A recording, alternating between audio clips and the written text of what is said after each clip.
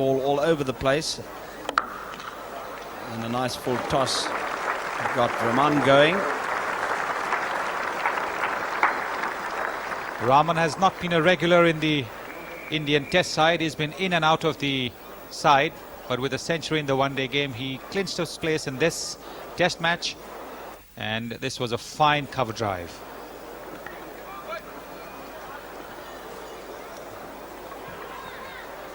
India started slowly,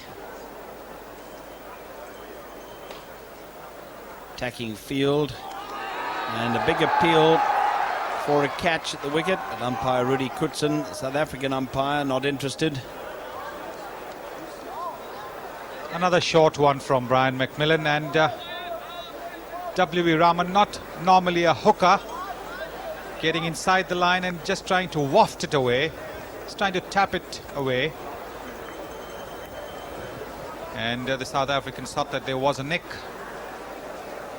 but it wasn't so.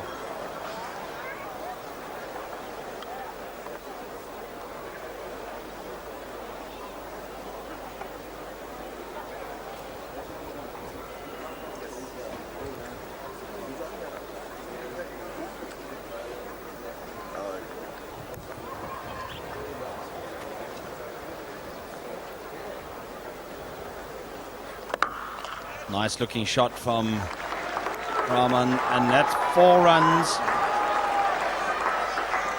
Even Jonty Rhodes not able to haul it in. And boundaries few and far between in the early stages of the Test match. He loves to get onto the front foot, W.V. Raman, and when the ball was pitched up, he flows in with the shot. Very elegant.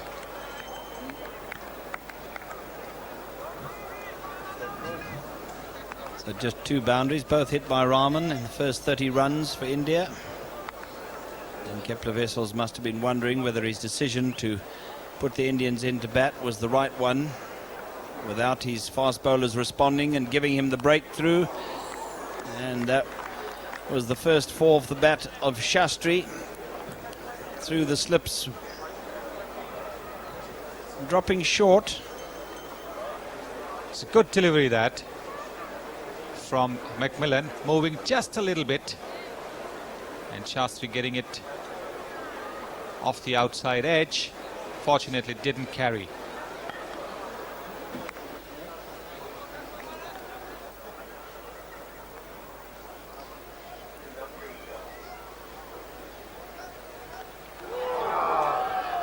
Craig Matthews, who's so often shown that he's a bit on the unlucky side. He bowls such a good line, moves the ball enough either way to beat the bat. This one moving appreciably. Yes, it did, but Raman played a loose shot. He has this tendency of just waving his bat outside the off stump, but then that's the general Indian tendency, which we have seen so far in the series.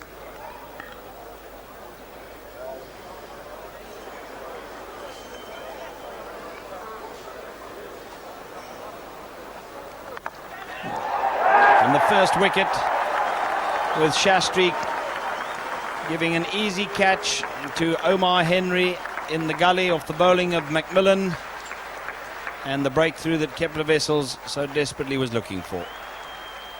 Well, McMillan bends his back a little more for this one, and it climbs off a good length, gets the shoulder of the bat, and a simple catch to Omar Henry. Shastri couldn't keep it down, although he's a tall man.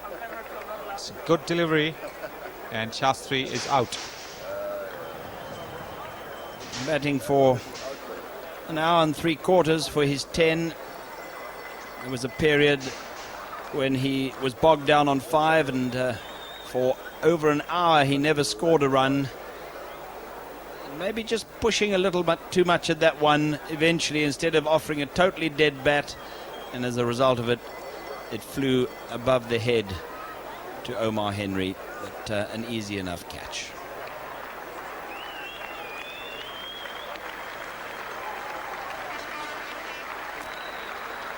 And that brought Sanjay Manjrekar, very elegant player, and a high average in Test cricket of over 41, but he has certainly not had a very good tour of South Africa.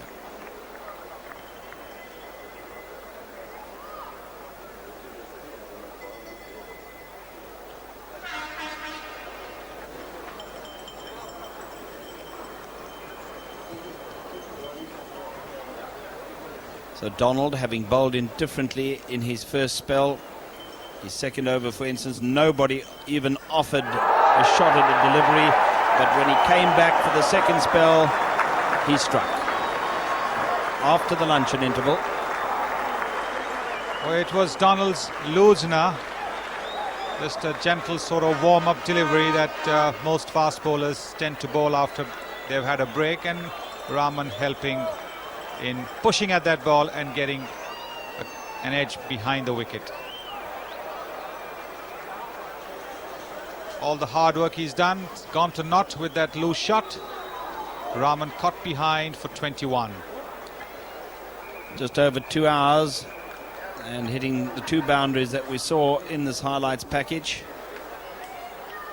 And India having been 47 for 1 at lunch and having done well against the South African pace attack in the first session, losing their second wicket soon after the luncheon interval. Well, look at him pushing at that ball. He really needn't have done that, and he's paid the penalty. Nice low catch by wicketkeeper Dave Richardson. And so the wonder boy, Sachin Tendulkar, to the wicket. Just 19 years old and an average of just under 40. And good preparation for this test match, getting 100 against the combined universities in East London. And once again he showed that he was prepared to take on the attack and play some shots. That one flying over slips for 4 runs. A pretty risky shot that, although it was short and rising. Tendulkar goes up on his toes and deliberately cuts it over the slip's heads. It's a safe shot because it went finer. If it had been hit squarer, it would have been in third man's hands. The great Eddie Barlow was a great exponent of that shot for South Africa. And Tendulkar eventually perished trying to play shots and chasing a wide one from Alan Donald, and a good catch by wicketkeeper Dave Richardson. But this is a poor shot indeed. Much depended on Sachin Tendulkar. With the century behind him, India was looking to a big score from him, and he plays such a terrible shot that you can see the joy on Donald's face. It's a valuable wicket, but even Donald will agree that he didn't quite deserve that.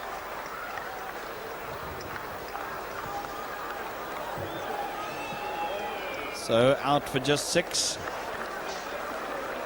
1-4 over slips, and India in trouble at 3 for 59.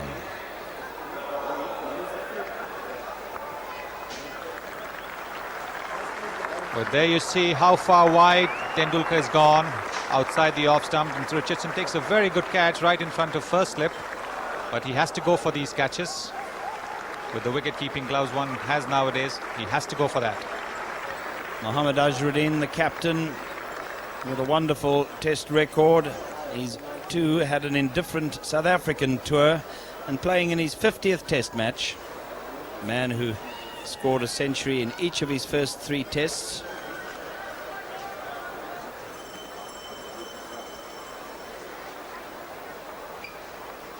And Azharuddin was soon to produce a most extraordinary shot early on in his innings.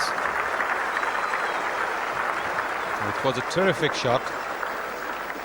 Not much of footwork there, but the ball was pitched up. Azharuddin saw it well and he let go.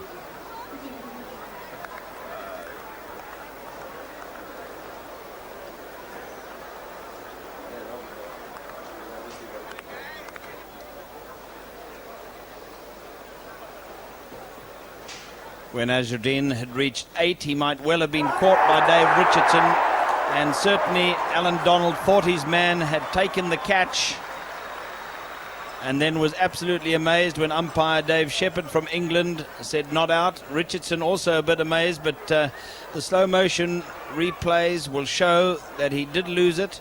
He claiming, I think, that he had it under control long enough, but that was not the case. Well, it's a pretty ordinary shot there from Azharuddin. Fishing outside the off stump. Ball once again way outside the off stump, and Richardson making 2 grabs in there. The ball's gone down. Whether it was because of the collision with Macmillan or whether it popped out when his gloves or his elbow hit the ground, I'm not sure, but he certainly did lose it, even after having a second grab at it. But a catch it should really have been taken, and that would have plunged India into desperate trouble.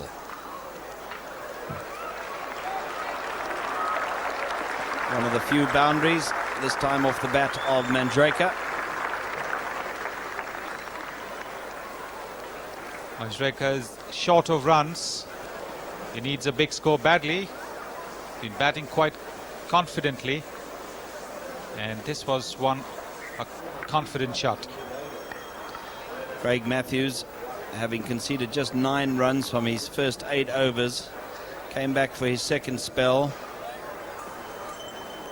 having been the straightest by far of the South African bowlers.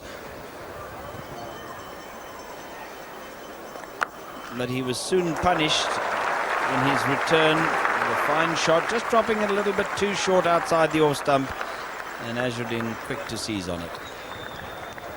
Well, he loves this shot through the covers, and he's waiting for anything slightly short, and Matthews obliged, and there it's gone.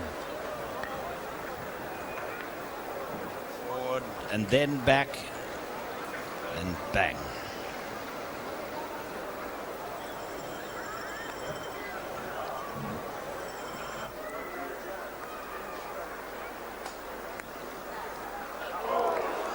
And that's where Azharuddin has got out so often, with the minimum of movement of the feet, playing from the crease and just sparring at it with the bat. Well, that's been the Indian weakness so far, playing way outside the off stump, and the South Africans have exploited it, not getting behind the ball at all. See from the reaction that he was angry with himself.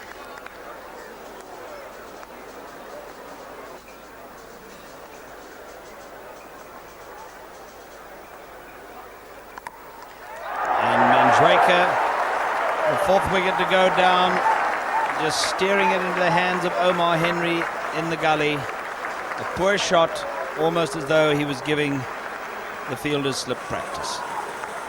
Well, he must be very cross with himself. Manjrekar has done all the hard work. He's seen the new ball off. He's been batting there for quite some time, and then he plays a shot which was more, as you said, like catching practice, straight to Omar Henry in the gully. He's 23, taking him a little under 2 hours, and just hitting that one boundary. A man who's also struggled for form in South Africa, and it couldn't have been easier for Omar Henry.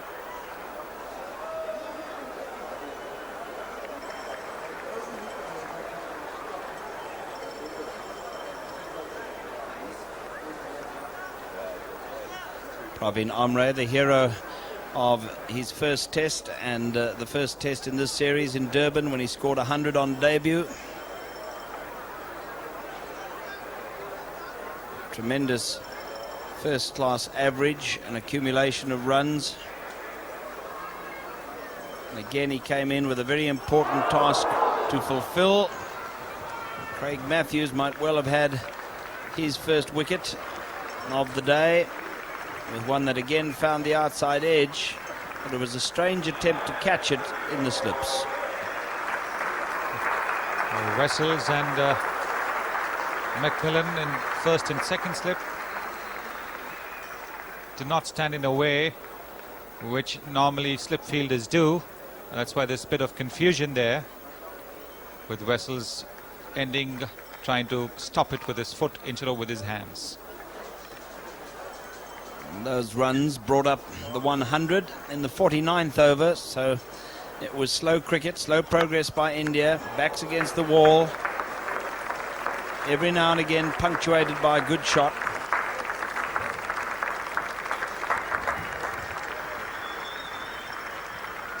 This was an uppish shot played by Praveen Amre, and he's now trying to put his head down, talk to himself to try and get closer to the ball, bend down. But he didn't do that when he played that shot. He was standing up, the ball not quite pitched up, but he got away with it because it went where there was no fielder. Hit it up on the up.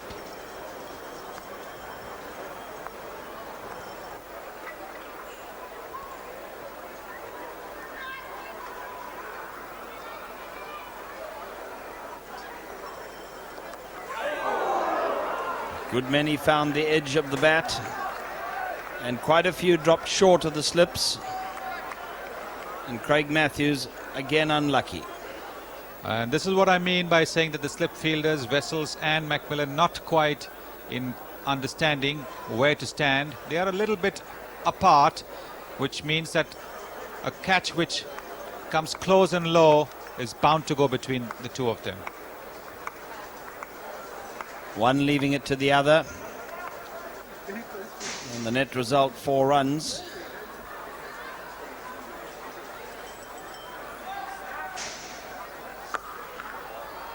Loves to play off the back foot, and that firmly through the covers. And moving the Indian skipper to 37. And once more Azhar's favourite shot coming on. Matthews dropping it short, and Azhar on the back foot through the covers.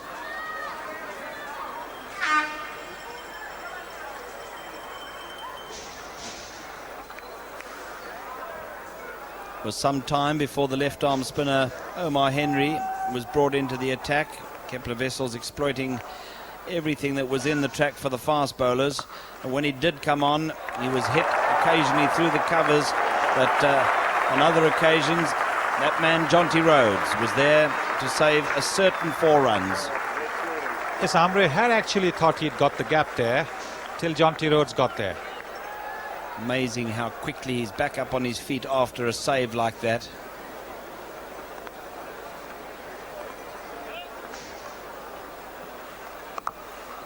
And a lovely shot by Praveen Amre.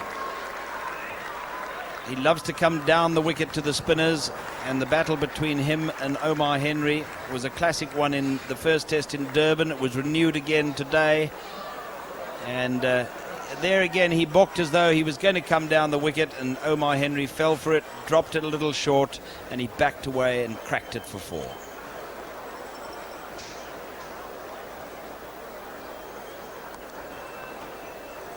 So Azharuddin and Amre trying to rebuild the Indian innings. And most of the good shots came from the bat of Azharuddin. This was a lovely on drive. The ball pitched up on the off stump, but Azharuddin with a flick of the wrist has played it to the onside. Most batsmen would prefer to play it straight or to the offside, but Azharuddin uses his wrists incredibly well.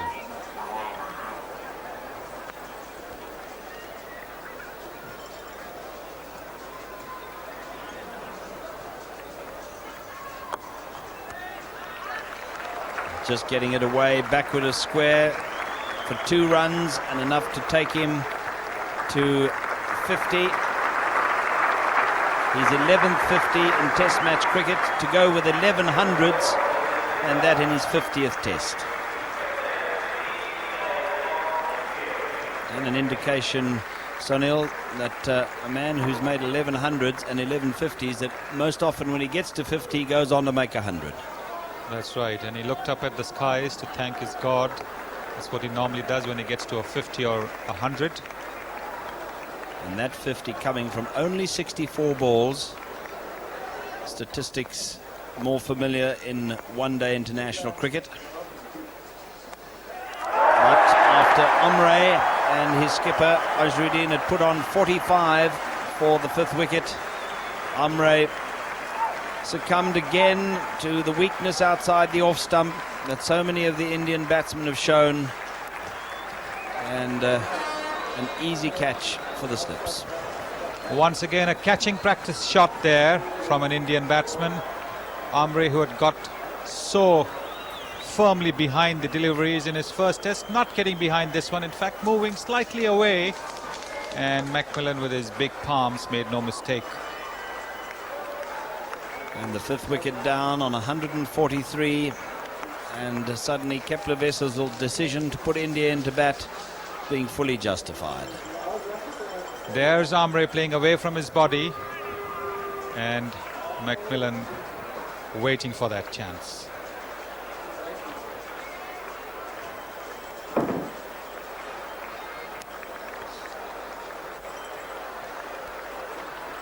So enter Kapil Dev the Great. He too, though, by his own high standards, and certainly with the bat, has not had a very good South African tour, but of course an amazing record as an all-rounder.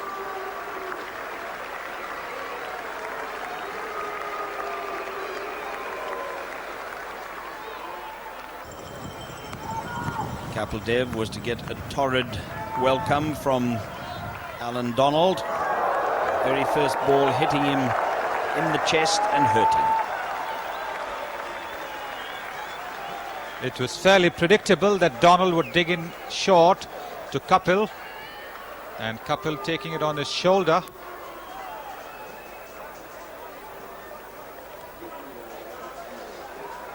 Could still force a smile.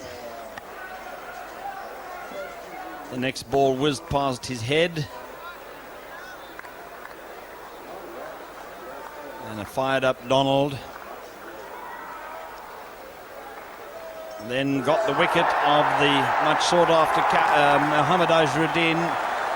Caught off an inside edge, and a good catch by Dave Richardson, making amends for having dropped Azharuddin off Donald when he had 8. Well, the ball cutting back very sharply and knifing through Azharuddin. Azharuddin waiting for that decision. And I can tell you one thing, Azharuddin is a walker. But the umpire was convinced that he had got an edge, and Azharuddin had to go.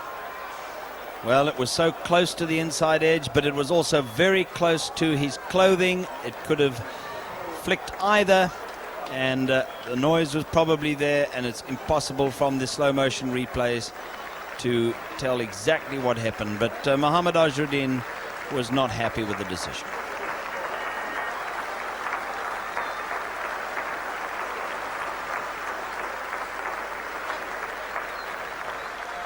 And there's that ball that got back very sharply, went between the bat and the body. Donald quite convinced that Azhar had edged it, and so was the umpire. So Azharuddin 60 from only 88 balls with 7 fours, brought Manoj Prabhakar to the wicket. A more than useful lower order batsman who on occasions, as we saw in the last couple of matches of the one-day series, can open the batting, and has for India. But Kapil Dev, so much depended on him, played a horrid shot to get out off the bowling of Macmillan, caught by Peter Kirsten. Well, it's hard to describe this shot. He tried to pull it over mid-wicket, but it ended up in Kirsten's hands at mid-off. Took the outside edge, but Kapil really was in no position to play the pull shot because the ball was not short enough. Not short enough, didn't get up enough, and the bat slicing right across it and sending it a high up for an easy catch for Peter Kirsten. And Kapil Dev's poor form with the bat continues. Kiran More back in the side after Yadav kept wicket in the last few one-day internationals. Top score of 73 against New Zealand. And a man who's made 750s in test match cricket, including one in the first test against South Africa.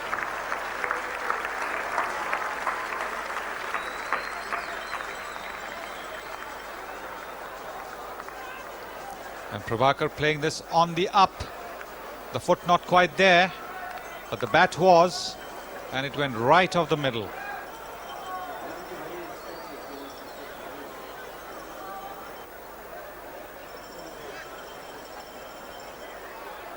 Craig Matthews. And Prabhakar given out, caught by Macmillan at second slip. A marvellous effort by the big man, and indicating that he caught it fairly. David Shepherd looked across at the square leg umpire Rudy Kutsin for confirmation whether it was fairly caught or not, and then made his decision. Manoj Prabhakar falling to the old Indian weakness of flashing outside the off stump. And did Macmillan get his fingers under the ball before it landed? Kepler Wessels' reaction at first slip, not quite, as if the catch had been taken cleanly, but Macmillan showing that he had, and the umpire was convinced. Not so Manoj Prabhakar. Yes, he's 11 with that one lovely 4 from 37 balls. He was there for just over an hour, but India 8 for 186. Difficult to tell just whether the ball somewhere along the line touched the grass.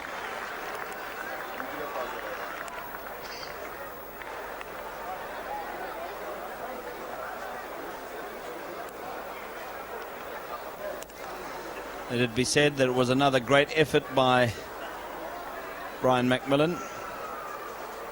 Anil Kumble's 21, which he made at the Wanderers, his best effort in a test match so far, but he has 3 first-class hundreds to his credit, and his job was to stay there with Kieron Moray till the end of play. But he might well have been caught before he had scored by Kepler Wessels. Not quite staying down at first slip at the end of a long day.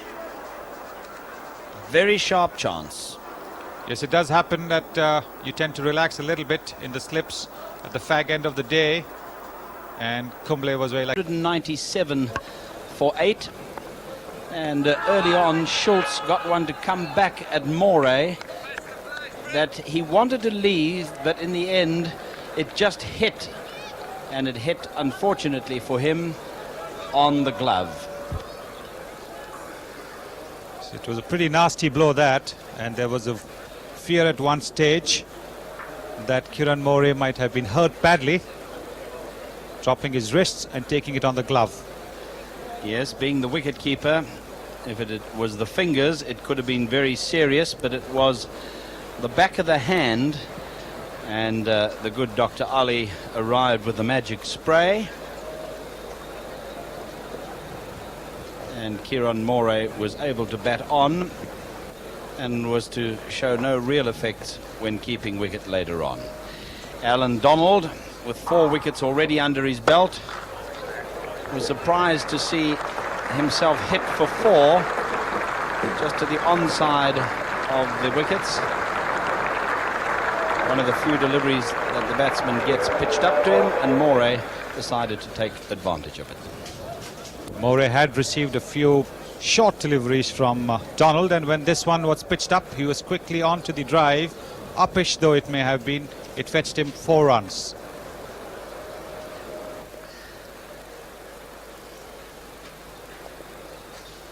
Brett Schultz, and a lovely shot by Anil Kumble, just backward a square for 4. He does open the batting for his province in India, and has 3 first-class hundreds to his credit, so a man who knows how to contend with a newish ball, and indeed with the pace of Schultz. And it was a fine shot. Jonty Rhodes is at extra cover. That meant the gap was there to be taken, and Kumble did it. But exactly what South Africa wanted, they got fairly early on when Alan Donald induced Kieron Moray to play at one outside the off stump that just moved enough to find the outside edge, and David Richardson did the rest behind the stumps to give Alan Donald his 5th wicket and his first haul of 5 wickets in a test match. And he fully deserved those figures. And once again proving that every time he pitches the ball up to the batsman, he's far more dangerous than when he pitches it short. He's got 4 wickets, all caught behind the wicket by the wicket keeper. And Kieran Murray is 1 more wicket in the same manner. And Donald needs to pitch the ball up more if he's got to get more 5-wicket hauls. Nearly 2 hours at the wicket for his fighting 20 from the gutsy Indian wicketkeeper, but the deflection quite clear there as it went through to Richardson. Brought in Venkatapati Raju, playing in his first test in South Africa, his 9th of his career, and he couldn't have relished the opportunity of facing too many from Brett Schultz. He didn't have to, because Anil Kumble edged one to slip, where it was taken on the rebound by Brian McMillan. The South African bowlers have exploited the Indian weakness just on or outside the off stump, and the Indians have fallen for it with great regularity. Anil Kumble driving outside the off stump, and the catch bouncing off Craig Matthews, but Brian McMillan was ready. Indeed, wonderful hands, Brian McMillan. His 3rd catch in the slips in the innings, and bringing the Indian first innings to a close at 212. And this is how it ended. Scooped up by Brian McMillan. Involved in 6 of the wickets, 3 catches, and he took 3 wickets himself. And one can see over here that although the ball went through Matthews' fingers, McMillan was alert enough to grasp it. And he was covering anyway and would have caught it even, I think, if it had missed Matthews completely. And interesting that all 10 wickets to fall went to catches, and 9 of the 10 behind the wicket, indicating a weakness in the Indian batting outside the off stump, and also good bowling by Alan Donald and Brian McMillan to exploit it. McMillan involved, as I say, in 6 of the dismissals with 3 catches and 3 wickets. And so Kepler Wessels fully justifying his decision, which surprised some, to put India into bat on the first day.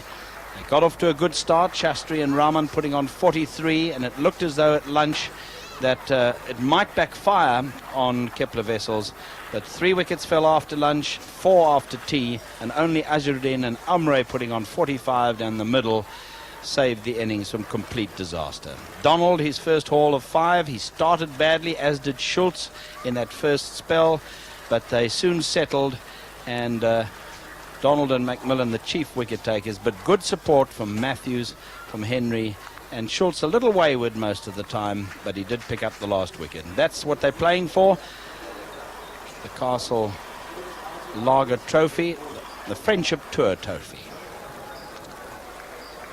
So Andrew Hudson and Kepler Wessels opening the batting.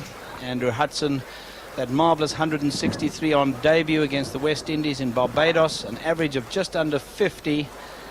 First South African ever to make 50 runs in his first 3 test matches. Kepler Wessels, of course, 24 test matches for Australia. Also made 100 on debut, 162 I think it was, and an average of over 43. One of the most experienced players in South African cricket, but a rare failure for him when he was deceived by a very good ball by Manoj Prabhakar.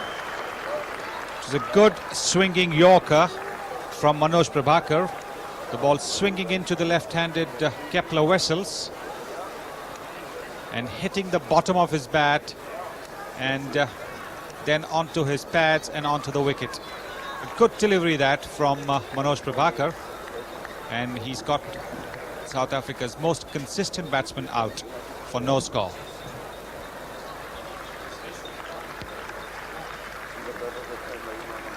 What a little monster he is, that fellow. Leaving the scene with Kepler Wessels, the South African skipper. And this is how it happened. Watch, off the toe of the bat, just onto the bottom of his left leg and into the wickets. And it brought Hansi Cronje to the wicket. Many have believed that he should go up the order, and indeed that's what was decided. And although Hansi Cronje has failed in every one of his test innings so far, he did score a very good 55 in the one-day international, and he came to join Andrew Hudson, who took full advantage of a delivery pitched up well to him. He likes the ball coming onto the bat, and he's very good on the front foot. Andrew Hudson's front foot play has been a feature of the series. He flows into the drive, opening the face of the bat just a bit to get it to the left of cover for a boundary. And Prabhakar will learn that Hansi Cronje likes to hook and pull, and a short delivery like that on an easy-paced wicket is manna from heaven.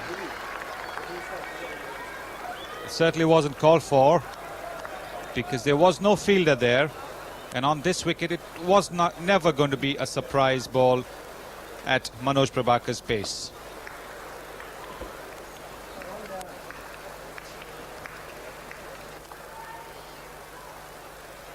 The very next ball, Cronje also got a short one from Prabhakar and hit it for 4, and in the next over played the most delightful cover drive for 4 more.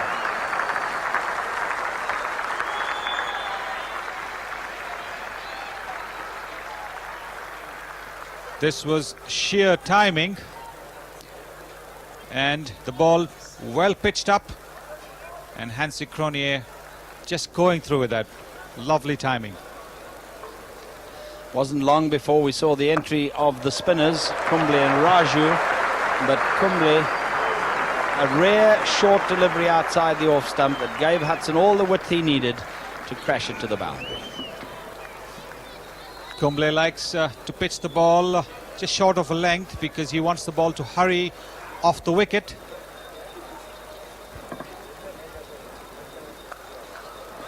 Straying down the leg side, which he does tend to do from time to time, and Andrew Hudson getting onto it. Raju was getting a bit of turn, and he thought perhaps he might be able to get the batsman in trouble if he pitched it on the leg, but he strayed down and was punished.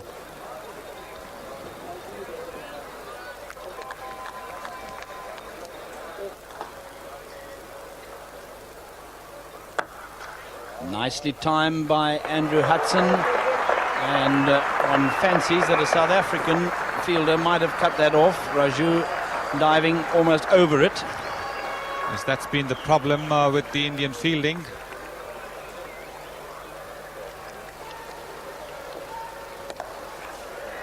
Not too many short outside the off stump and turning away from Raju, but when it came, Andrew Hudson was quick to seize on it. The shot was a little uppish, but he found the gap, and 4 runs. So on a wicket where there is not much pace, the ball has to be pitched rather up, and Raju not doing it. You can see it is short, and Hudson has taken advantage of it.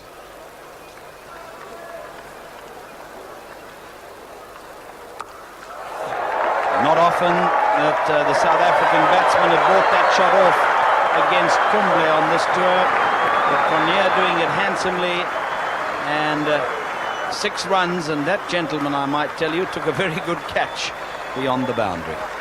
But Kumble had brought his deep square leg up in the ring, and Cronje knew that this was a safe shot if he got it in the middle, and he did. Kumble spent the time going round the wicket, and that's when one felt that the South African batsman might try that shot. They didn't then, but Cronje certainly brought it off to perfection, and then went onto the back foot and played a beautiful shot through the covers. Jay Srinath, the 12th man, was able to haul it in, but the 3 runs brought up the 100 for South Africa.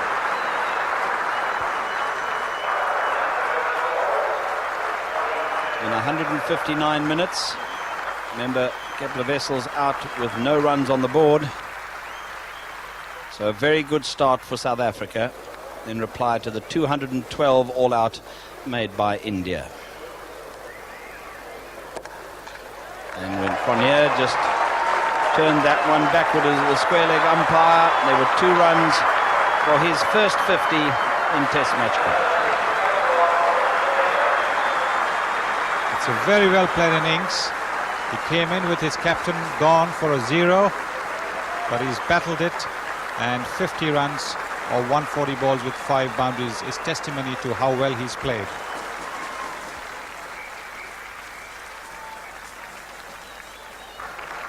Shortly after, Andrew Hudson went to his 50 with a lovely off drive. That's his great strength, playing on the front foot in front of the wicket. And diving certainly is not one of the Indian strengths. Sachin Tendulkar also diving over the ball. Hudson had timed it very sweetly on the up and flowing again with the shot. Hudson's third 50 in Test match cricket, following his 163 on debut against the West Indies. Took him 3 1/4 hours with 7 delightful boundaries. But shortly after the tea interval, Raju took his first Test wicket in South Africa with one that turned, and Hudson was neither back nor forward in no man's land and was deceived and beaten by the spin and bowled. But that was a very good delivery, but Hudson made a mistake in not coming forward, contributed to his own downfall by not getting fully forward, allowing the ball to turn and go past the outside edge. But his was a valuable innings for South Africa.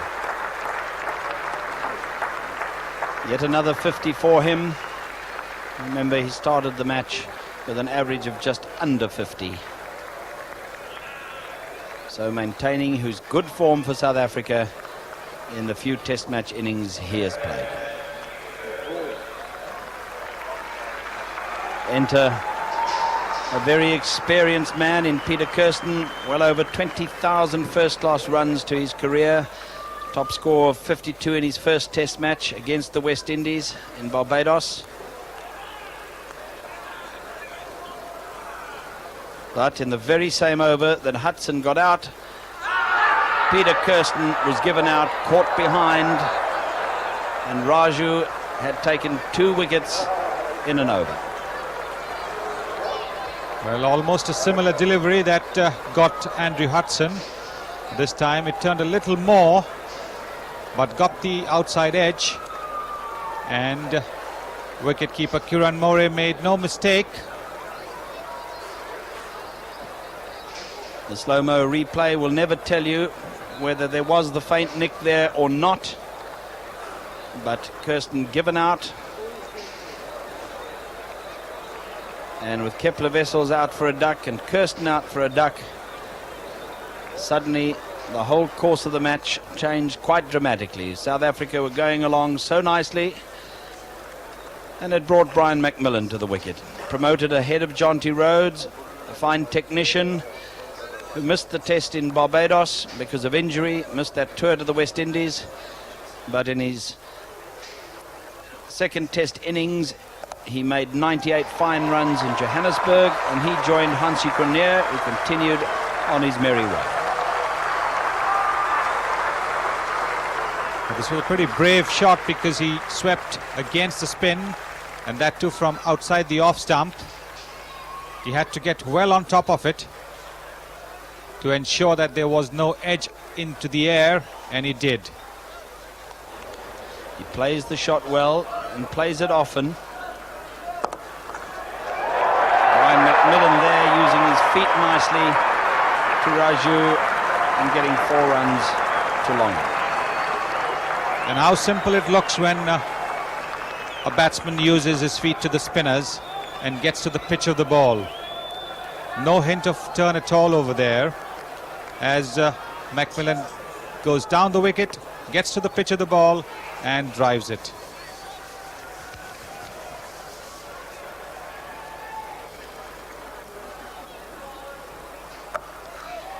Not often that you get them short and just turning away well outside the off stump. Lots of room for the batsman to lay back and crack it to the boundary. And perhaps Venkatpati Raju, after a long spell, was tiring a bit. There certainly wasn't much zip in his bowling, and with the wicket being a little slow when he pitched it short, it was easy meat for Hansik Cronje. Well, the Indians were asked to bowl 80, and then it was time for action. And interestingly, Ravi Shastri opened the bowling, and McMillan was soon to get him away through the covers for 4 runs to bring up the 50 partnership between himself and Cronje. Shastri was off the field yesterday because of an injured knee, but he was back on the field knowing that his spin was required. At the other end, Raju bowled from the duck pond, and he soon had Brian McMillan in trouble. McMillan in the over, playing back to nearly every one of the deliveries and always looked uncomfortable, and then he was plumb LBW. Well, the thing that struck about McMillan's innings was that he preferred to play the spin on the back foot even yesterday, and he looked quite comfortable doing that. But today he played across the line and the ball kept low. He's a tall man, McMillan is, and the LBW decision was really a formality. So McMillan adding just 6 runs to his overnight situation, in all batting for 2 hours and 10 minutes for his 25. A good partnership of 54 between himself and Cronje. So you can see how low the ball hit him, well below the knee roll, almost shin high, and that made the decision that much easier for the umpire. Jonty Rhodes going down the order a touch and coming in at number 6, and how well he's done since he started playing for South Africa. A top score of 91 coming in the Wanderers Test.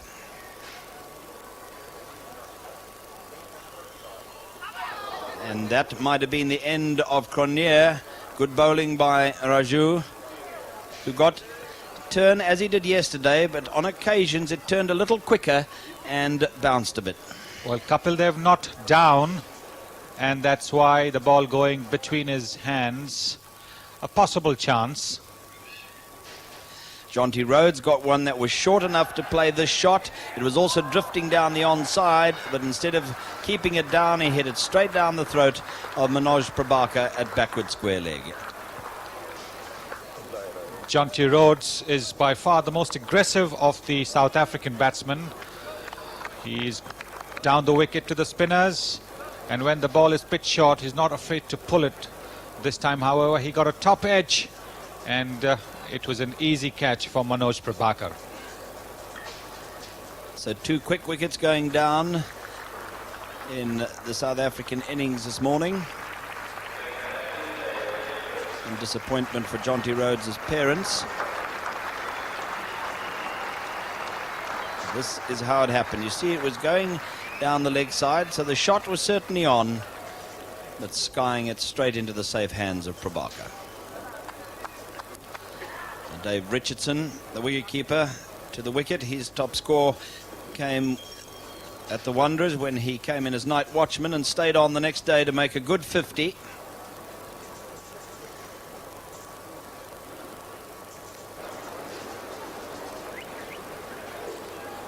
There was a big shout against Hansie Cronje for LBW. Umpire Rudy Kutsen saying not out, but I think it hit him on the back leg. And Raju very disappointed at not getting the decision. Cronje has been sweeping Raju from outside the off stump, but this time the ball was pitched on the stumps, and when he missed it, it was going to be close.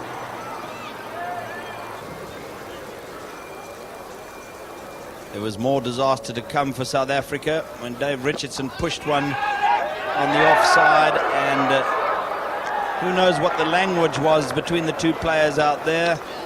But Dave Richardson seemed to start for the run, then said no, stopped, but Hansie Cronje just kept coming, and unselfishly Richie Dave Richardson realised that he better go and lose his wicket rather than that of Cronje's. I think Cronje was trying to get the strike, trying to keep Richardson away from the strike. Srinath substituting there for Azharuddin was very quick onto the ball, and a good throw made Richardson easily run out. For just one, after he'd been there for almost half an hour. South Africa losing 3 wickets for the addition of just 23 runs. You see how he pushes it and then starts for the run, says no, hesitation from Hansie Cronje, hesitation again, and then Richardson realizing that Hansie Cronje could never turn and get back, so he better keep going and get himself run out. And those 3 early wickets really put India right back in the match. Omar Henry came to the wicket, fresh from a good 80 against Northern Transvaal in the Castle Cup, and he showed intentions of getting after the Indian spinners. And this was as fine a straight drive as one could hope to see. Omar Henry using his feet, getting down the wicket and hitting it straight.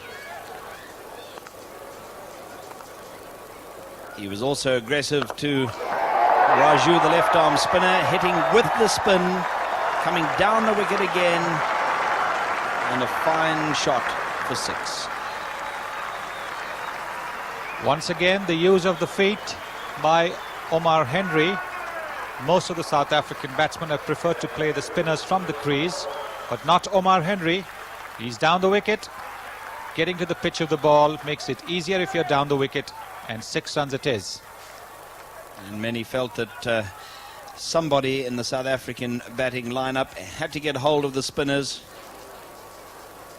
and Henry was the man who certainly had the intentions. Hansie Cronje playing a different type of innings, was quite happy just to build towards his 100. That was all timing, a beautiful shot through mid-wicket. Great effort by Tendulkar to save it, but in vain. Hansie Cronje is particularly good at playing the drive between mid-on and mid-wicket. And this is another example of how the timing gets the ball racing to the boundary. A good effort there from Sachin Tendulkar, but not good enough.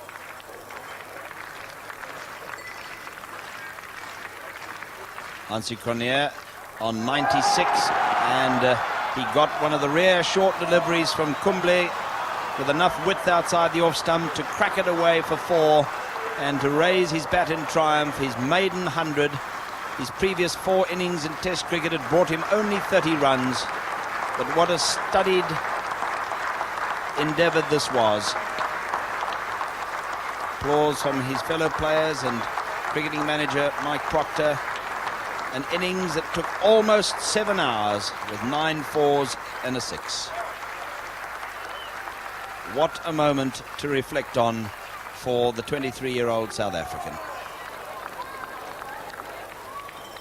Omar Henry wasn't finished with his aggression at the other end.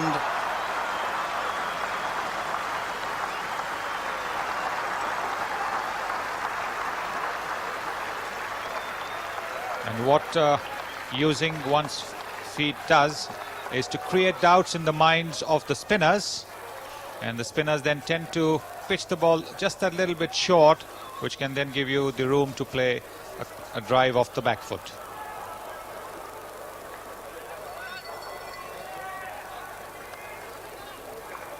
And that gave South Africa a lead, just 1 run on the first innings. And then just before lunch, Kapil Dev had his first bowl of the day, and the troublesome Omar Henry was given out LBW.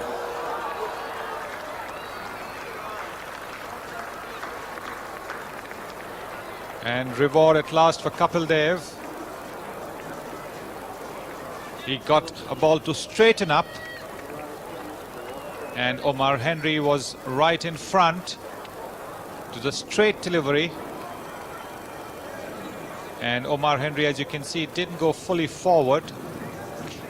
And then it became an easy decision for the umpire to give. Good bit of bowling by Kapil Dev, I might say, with the ball well over 100 overs old. And Omar Henry's 16, full of aggression, 2 fours and a 6. And from a South African point of view, it was a pity that it could not last longer.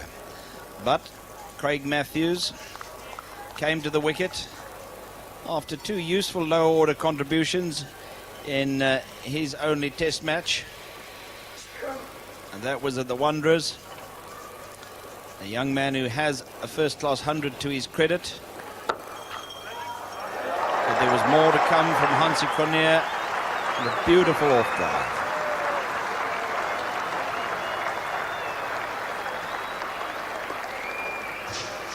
Hansie Cronje has been very, very impressive in this innings. Very good temperament. And now he shows that he can hit the ball on the offside as well. Ball in the slot for the drive.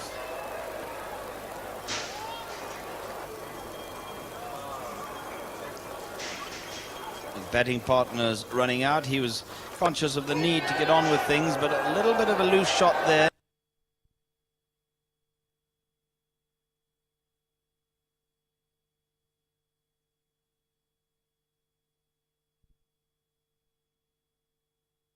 That shot from Hansie Cronje, tried to play it on the up. Luckily for him, it didn't carry to W.V. Raman.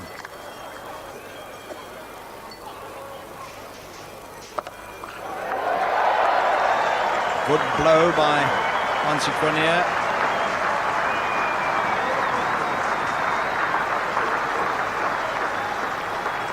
Giving South Africa a lead of 30 with still 3 wickets in hand.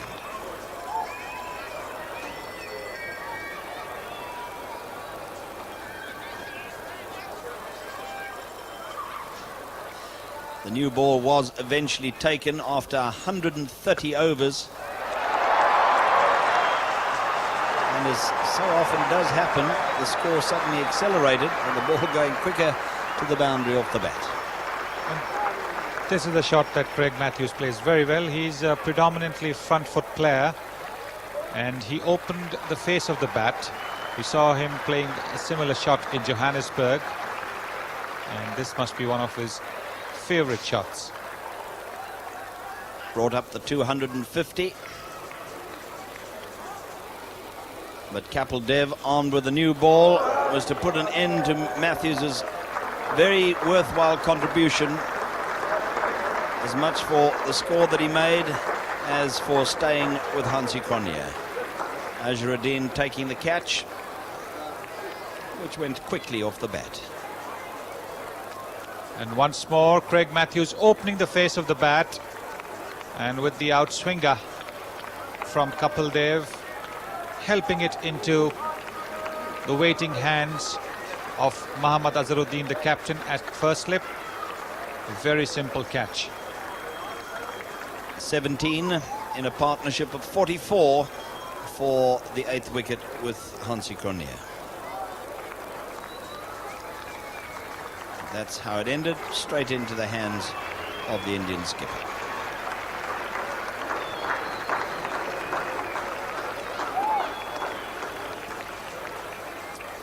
Alan Donald, who has one first-class 50 to his credit.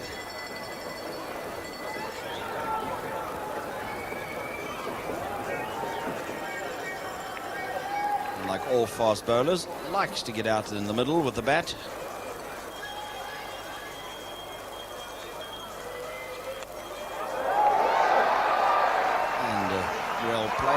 To fine leg, Raju slipping as he went to do the fielding, and so they were able to get 3 runs.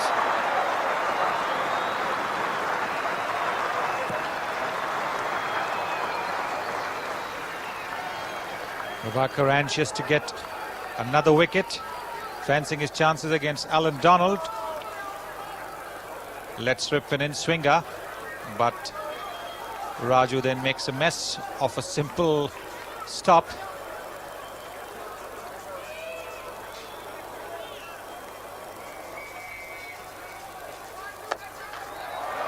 magnificent shot by Vantsi Cronje. Long chase for Ravi Shastri to the longest part of the ground. Well, once again a drive on the up, but Cronje is now well set, and with 100 behind him and with only Donald and Schultz to come, he knew he had to open out. Donald's resistance ended when he went back to Kumble, and that's fatal even for the top order batsman, let alone for Alan Donald, and Kumble did him easy. But Kumble was bowling with a ball which was quite new. The ball would hurry off the wicket. It normally does, even if the ball is old. But this is a newish ball, and it really ripped into Donald's stumps. Just 6 for the South African fast bowler.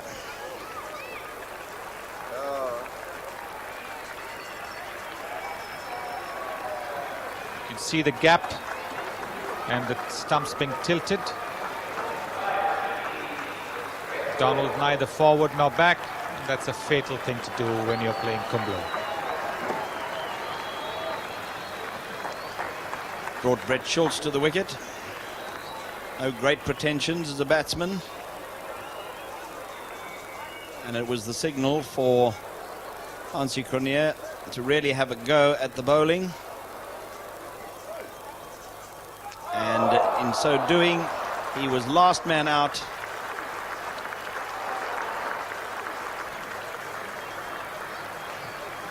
Cronje had to throw his bat about because only Schultz was there to keep him company. He had to try and increase the South African lead, and he perished in that attempt after a brilliant knock of 135. It was a painstaking knock, but he knew that he was the one who had to stay and get South Africa the lead, and he's done his job splendidly. Sad to see such a fine innings end in that way. An innings that took almost 9 hours to make. A tremendous concentration and a wonderful effort, and without it South Africa would have really been up a gum tree. The partnership that set up the South African innings was between Hudson and Cronje, 117. That was yesterday, after Kepler Wessels had been lost without a run on the board. Useful partnership of 54 between Cronje and McMillan, and then 44 between Cronje and Matthews, and eventually South Africa all out for 275, a lead of 63 on the first innings.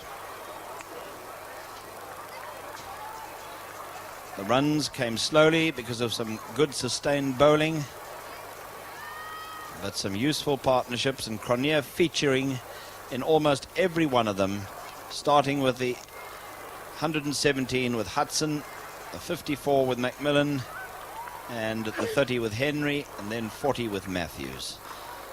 And most of the bowling done by the spinners, Kumble and Raju, and how well they stuck to their task. Sustained, accurate bowling from the two, and deservingly each picking up 3 wickets. Kapil Dev coming back to take 2 at the end, and to boost his tally to 410 in Test cricket. That sums up the situation at the end of the first innings.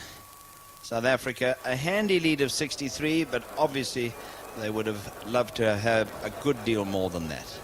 So it was Ravi Shastri and W.V. Raman that opened the innings for India in their second attempt, and the greatly experienced Ravi Shastri, who has occupied the crease for a lot of time so far in this Test series, but with not a great deal to show.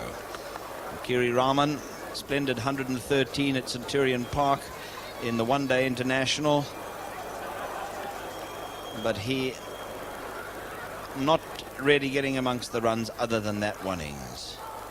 And early on, South Africa's Alan Donald struck a vital blow, with the ball coming off the bat and down into the stumps. Raman had got out in similar fashion in the one-day match, immediately after he got his 100 at Centurion Park. And in trying to put that rising delivery from Donald down, he edged it on to his stumps. So a dreadful start for India in their second innings.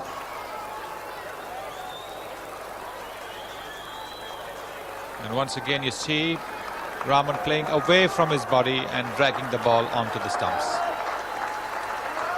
Brought Sanjay Manjrekar to the wicket with a good test record, but a man who has not been in good form on the South African tour.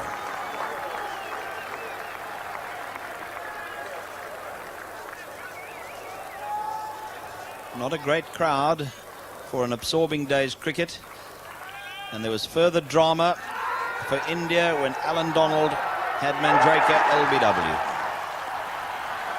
Sanjay Manjrekar has been well short of runs, and that shows in the uncertain movements he makes while at the crease.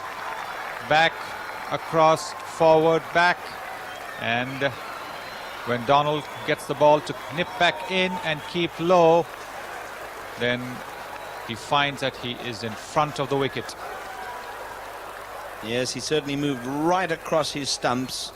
When the ball hit, you could see the leg stump exposed, and Manjrekar given out LBW for 6, and India in desperate trouble. Manjrekar also playing across the ball, trying to play it onto the onside.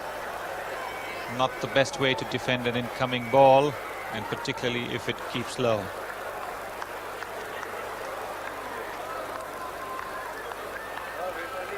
Joy for Alan Donald, adding 2 wickets to his 5 of the first innings, which brought Sachin Tendulkar to the wicket, the wonder boy of Indian cricket, just 19 years old. But he too has been short of runs in the matches that really count on the South African tour. And Brett Schultz was to get a decision which pleased him and not the Indians. Tendulkar of the opinion that it brushed his thigh as it went through and did not touch the bat, and that the bat of Ravi Shastri thrown down in disgust.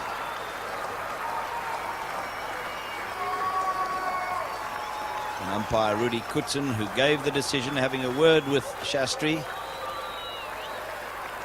Well, Tendulkar also not moving his feet, but the bat not close to the ball. But the umpire had no hesitation in giving him out, caught behind. It was a big blow because this young man has the ability to change the course of the match, and India was expecting a lot from him. Yes, it was very important that Tendulkar should play a substantial innings, because South Africa were not looking forward to chasing anything in excess of 150 batting last on this wicket. And there clearly one can see the deflection off the thigh through to wicketkeeper Richardson, who does not even bother to appeal. Another indication of the misfortune of Tendulkar. Mohammad Azharuddin, after a very good 60 in the first innings, which came off only 88 balls, came to the wicket in an absolute crisis.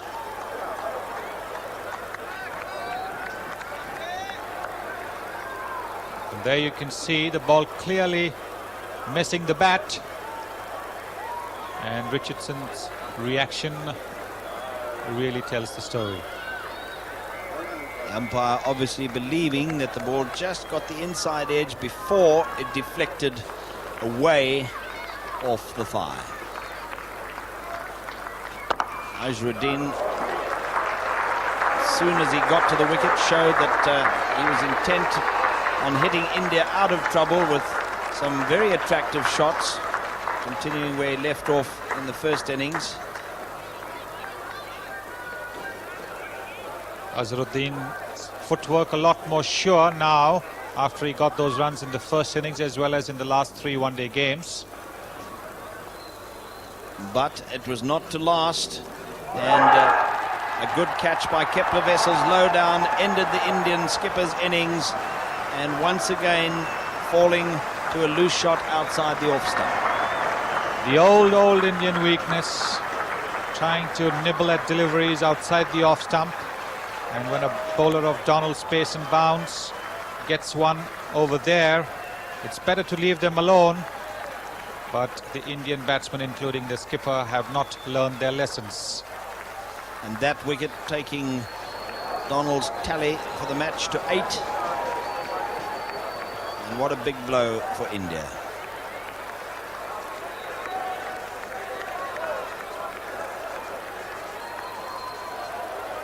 Once again you see Azharuddin fishing outside the off stump, and a regulation catch there for Kepler Wessels. Praveen Amre, the hero of the Indian recovery in their first innings in the first test at Kingsmead in Durban, where he made his highest score at 103 on test debut. And now he had a very important job of once again trying to rescue India.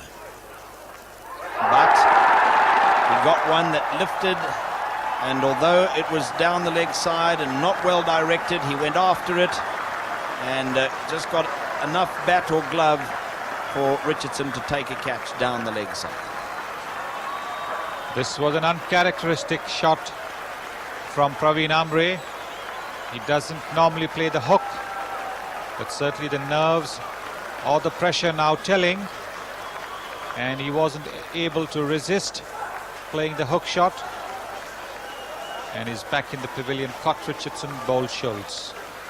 And India still some way from wiping out the deficit of 63 on the first innings, with a 5th wicket going down and only 27 runs on the board. Absolute disaster for India. What was needed was players who would buckle down to the task, take a few blows.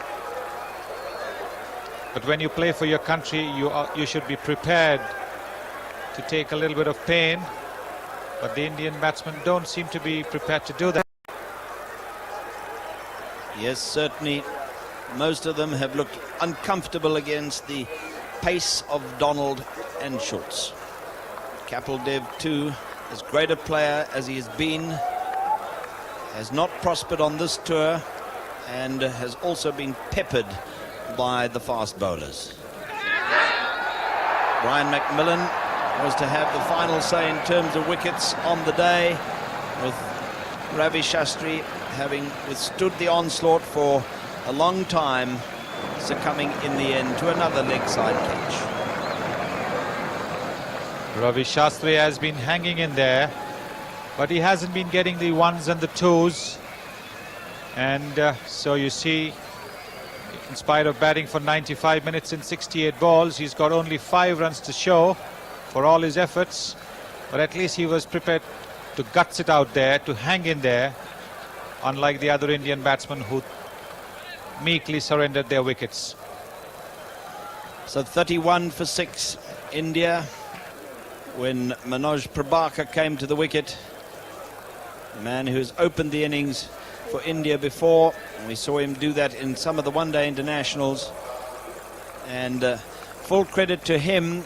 He stayed with Kapil Dev through a very awkward period, 40, after India had plunged to 31 for 6. Overcast conditions again greeted us at St George's Park in Port Elizabeth, but no sign of rain despite the cloud cover. And early on, Alan Donald produced a good one to Kapil Dev.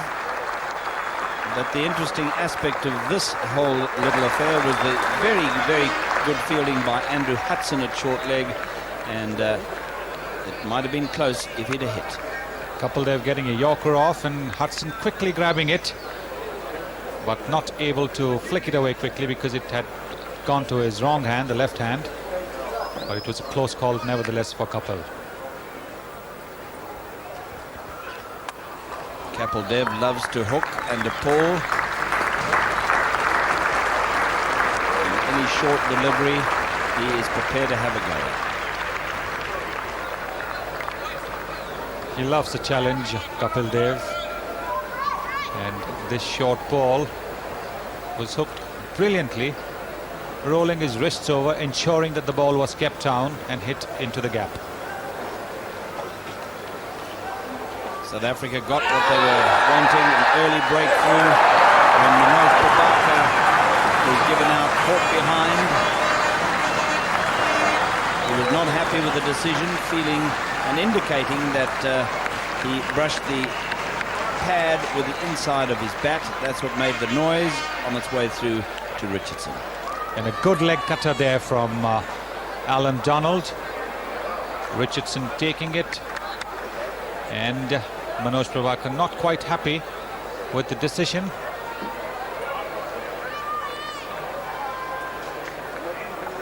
South Africa obviously wanting to knock over the 4 Indian batsmen in their way and hoping to do so early on the 4th day. And Prabhakar doing well to stay with Kapil Dev, and their partnership was worth 57. Now, you don't see Dave Richardson throwing the ball up here as wicketkeepers normally do, but he was certainly there with the appeal that we saw from the previous slow motion, where he was shouting as loudly as anybody else.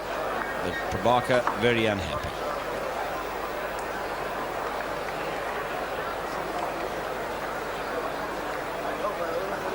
It must be said that in this test match, India have got 1 or 2 decisions that have been a little bit on the rough side, as they say in cricket.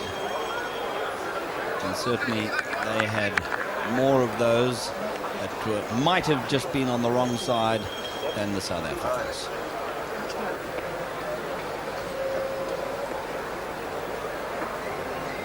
Brett Schultz, interestingly, going round the wicket, which I didn't think was the wisest thing to do. He was inclined then to stray down the leg side, and Kieran Moore just helping it on its way. Well, Brett Schultz was trying to dig the ball into Kieran Moore's ribcage by going round the wicket, but he pitched this up and on the leg stump, and Moore is very, very fluent in that area, just waiting for it and then helping the ball along.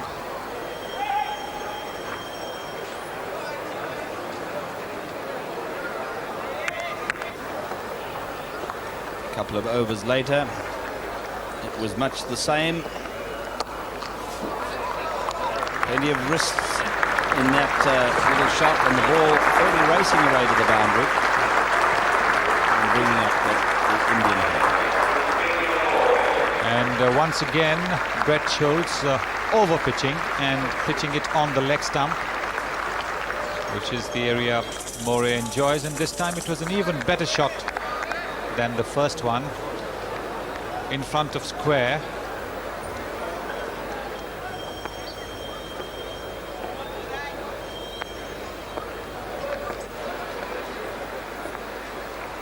Alan Donald didn't take the first over of the day. That went to Brian McMillan, but he soon took over from Brian McMillan at the duck pond end, and as he has done all through the match, produced a delivery of high quality.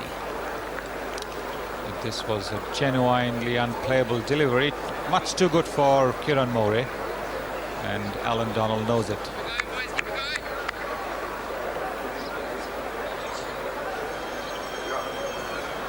So much depended on Kapil Dev, 33 of the 71 overnight. And when Craig Matthews came on to bowl, Kapil Dev was immediately pretty severe on him.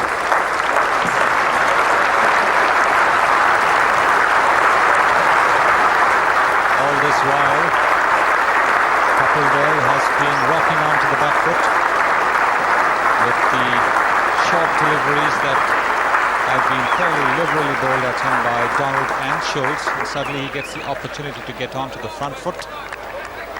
The slightly slower pace of Craig Matthews, his first delivery crashing over mid-off, and what a way to get to his 50. He's 26-50 in Test cricket, and what a responsible and sensible one and valuable one with India in a crisis. Peter Kirsten Should have caught Moray at third slip. We saw Macmillan at second slip covering, but it was Kirsten's catch, even though it was to his left, and he doesn't drop many, but that was one that got away.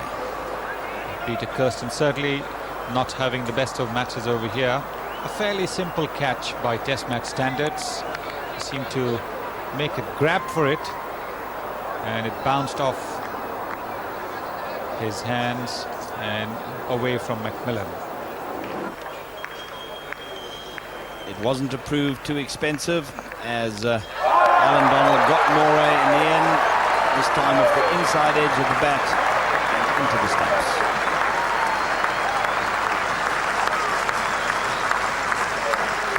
This was a bit of a loose shot from Kieran Moray. He's been hanging in there, trying to ensure that Kapil Dev got the support that he was looking for. And then he goes and plays a slightly loose shot without getting his foot across and dragging the ball onto his stumps, much to the delight of Alan Donald. Moray's 17 was exactly half of a partnership of 34 with Kapil Dev. Hitting two boundaries, both off Schultz, which we saw, but then Donald ending his innings. Donald with every reason to be in good humour, following his 5 wickets in the first test, bagging the first 2 of the day in Prabhakar and Moray, and Anil Kumble is brought to the wicket.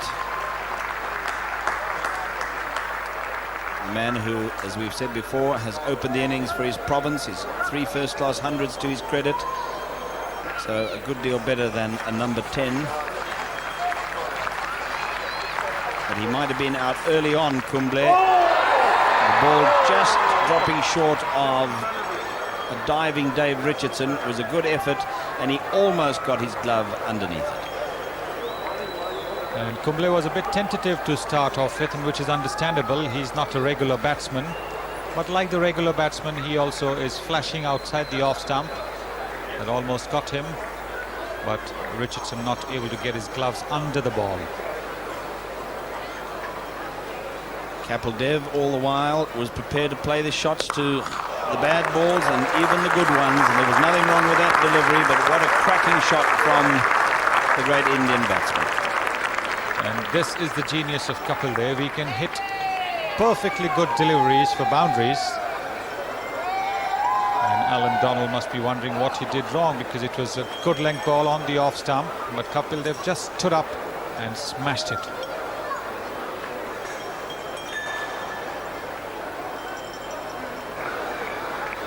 Saw Craig Matthews in his first over to Kapil Dev hit over the covers for 4, which brought Kapil Dev his 50, and he found Matthews very much to his liking today, hitting right through that one for 4 runs over middle.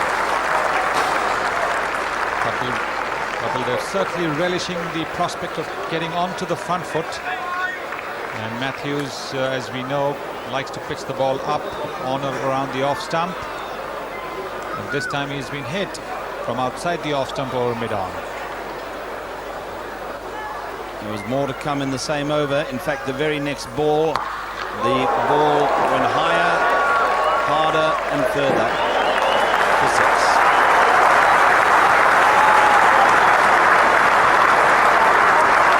When Kapil Dev is on song, it doesn't matter what line or length you bowl. If the ball is going to be there to be hit, and this certainly wasn't, but he hit it anyway. Remarkable shot from a man who suddenly, after a poor tour with the bat, found his form, his timing, and going onto the back foot, he was equally adept at getting it away to the boundary.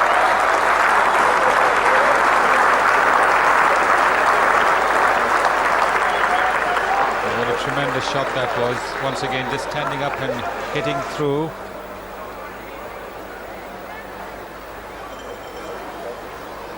Omar Henry couldn't have really relished the thought of bowling to Kapil Dev in this sort of mood, and Kapil Dev soon had him away to the boundary through mid-wicket with a very risky shot.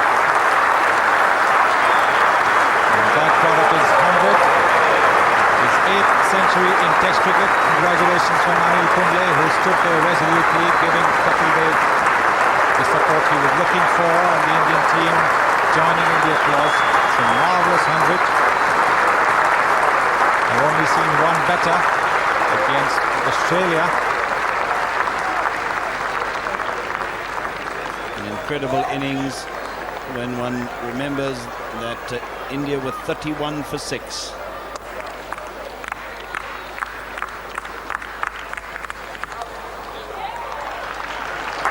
It's a strange sort of shot that he plays, that Sunil. Yes, but he makes sure that he gets inside the line of the ball, and therefore he can then pull it from anywhere between front of square leg to deep fine leg. And this is what he's been doing. He gets inside the line of the ball, as you can see, and then he's able to control the shot a lot better than if he was outside the line of the ball. Rolling his wrists over, beautifully executed. Kumble did well to stay there for some time with Kapil Dev until he got a really nasty one from Alan Donald. It hit him on the helmet, but before that it appeared to brush a glove or something, and Kumble was given out caught behind by Dave Richardson. Well, this was a nasty delivery indeed. A really quick one. Kumble is a tall man, couldn't get himself out of the way, trying to fend it away. It hit him smack on the helmet, and he didn't help his cause by taking a step or two towards the pavilion. Another victim for Richardson. And for Alan Donald.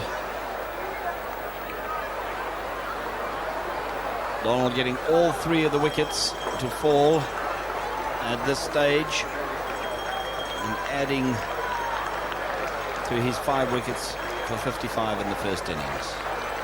And this a really mean delivery on a day when there wasn't quite as much bounce or pace for Donald and Schultz as there had been late yesterday afternoon. Yes, and look, this is how we got Kumble out, because Kumble started to walk towards the pavilion.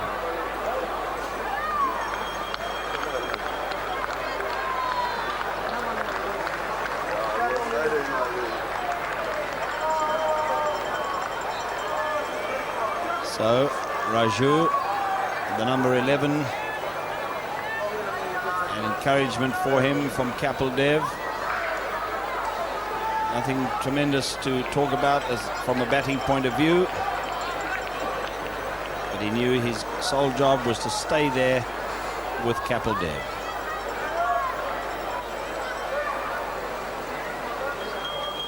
Kapil Dev realizing too that there was only Raju left, got on with things, and Omar Henry being hit very savagely for 4.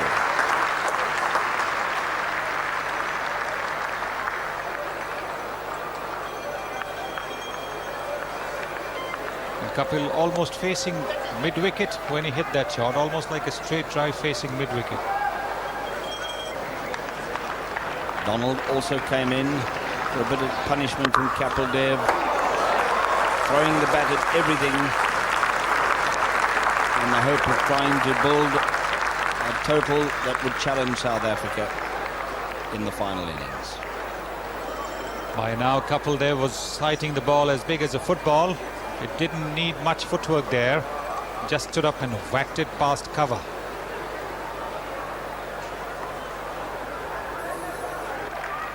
Great entertainment for the crowd, many that had come to see the kill for South Africa, but it was not to be, not for a long while anyway. But eventually Donald got his man, and Kapil Dev well taken by Brian McMillan in the slips, and the end of a magnificent innings. Donald finally gets his reward. He's been probing that off stump of the Indian batsman, and Kapil Dev in particular, who's thwarted him so far.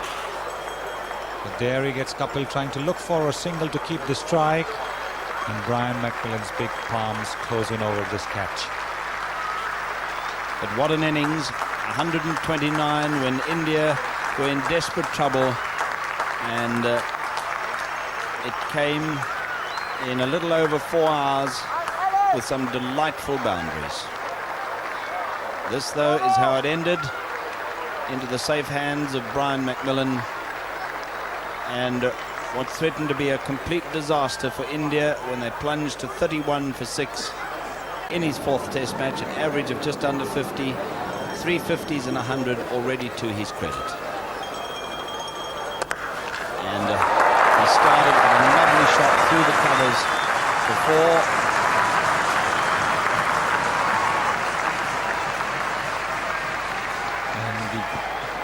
The great characteristic of Andrew Hudson's batting is that whenever he hits the ball hard, he invariably pierces the field.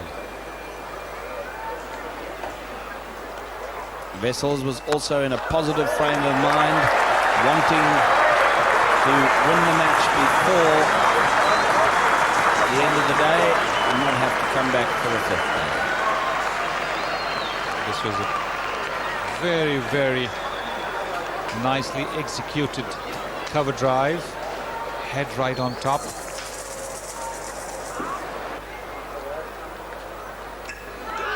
Big appeal for a caught behind.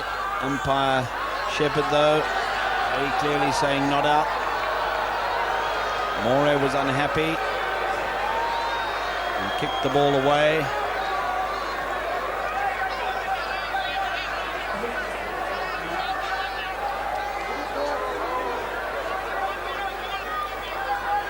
Kiran Moray a bit distraught at that decision from umpire David Shepherd, but David Shepherd, the umpire, was very clear in his mind right from the beginning that Andrew Hudson's bat was nowhere near. The bowler and the wicketkeeper going up in appeal, and David Shepherd responding no.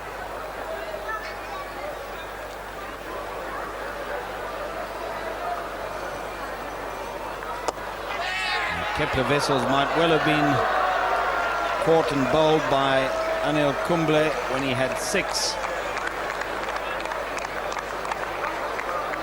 And he knows to miss Kepler Wessels could be costly. These are the kind of catches that ought to be taken in Test cricket nowadays. He seemed to have it for a moment and then lost it as he rolled. Turning, but that gave Hudson the width, and it was just a little bit too short.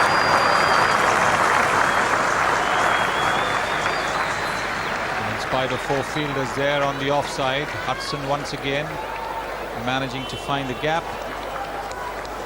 When he hits it, he invariably gets runs.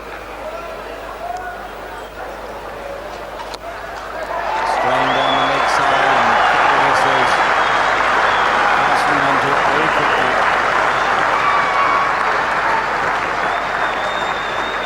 That ball was begging to be hit. Outside the leg stump, the leg spinner turning away. And Wessels with the spin latches onto it.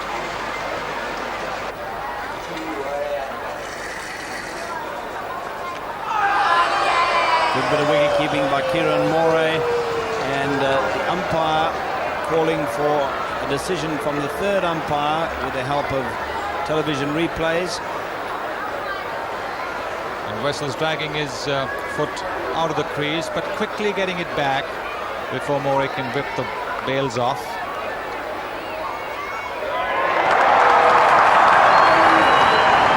Rudy Cookson behind the monitor there had to make the decision alongside him, the match referee MJK Smith of England.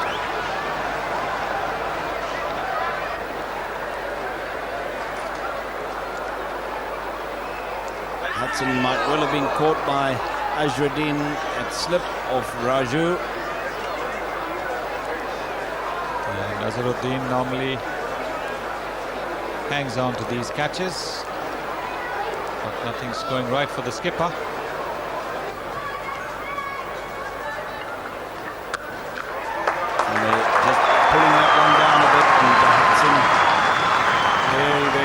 happy to seize the opportunity of cracking away from it.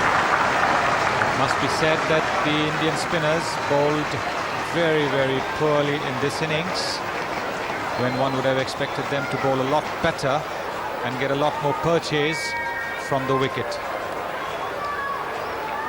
It can be said too that the two batsmen, Kepler Wessels and indeed Andrew Hudson, were much more positive in their approach to playing the spinners.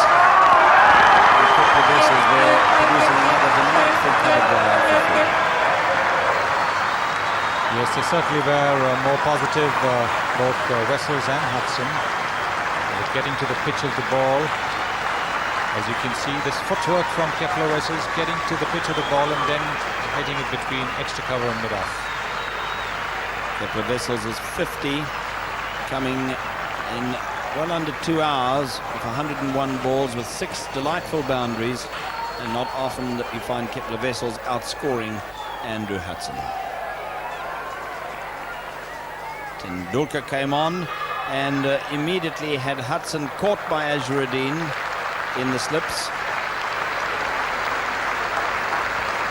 This man, or shall we say this boy, can do just about everything, it seems. Bowls medium pace, bowls a bit of off spin, and now he's turning his arm over to bowl a perfectly pitched leg break, which draws Hudson into a forward defensive shot, and Azharuddin for once getting under the ball and catching it. Just a little under 2 hours in making his 33. He also, like Wessels, hit 6 fours. This is how it ended. Just doing enough to find the outside edge, and Azharuddin doing very well to get his hands under that. That brought Hansie Cronje, the hero of the South African first innings, where he made 135, his maiden century in Test cricket.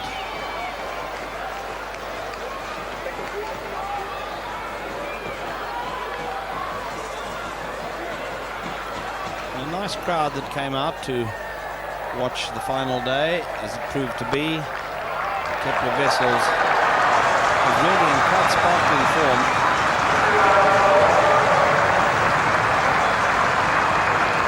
Wessels seemed to have come out with the intention of finishing the match off on the fourth day itself. Certainly was more sure of himself, even more than when he scored that 100 in the first test.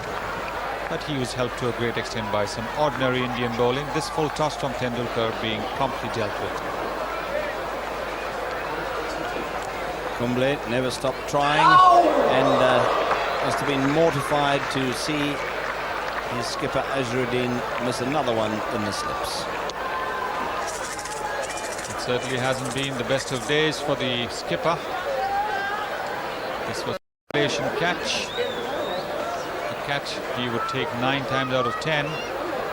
We seem to be caught napping, and it's gone through.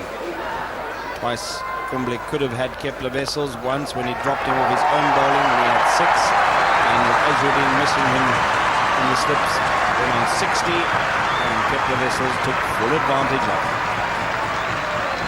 Well, what has been surprising in this innings is that none of the Indian spinners, both Kumble and Raju, have tried to bowl over the wicket or round the wicket to the left-handed Kepler Wessels and tried to exploit the footmarks of the bowlers. So South Africa edged closer and closer to the winning target of 153 with few alarms, and towards the end of the day the Indian players did start trying to slow things up and force it into a 5th day, but Cronje and Kepler Wessels were having none of that, and Cronje hitting out there to try and make sure of victory before the close of play. And this was a calculated shot from Hansie Cronje. Dr. Ali Barker there, the last captain to win at St. George's Park. On the very same wicket used for this test match, exactly the same one was used in 1969-70, that series against Bill Laurie's Australians, but the South Africans won handsomely.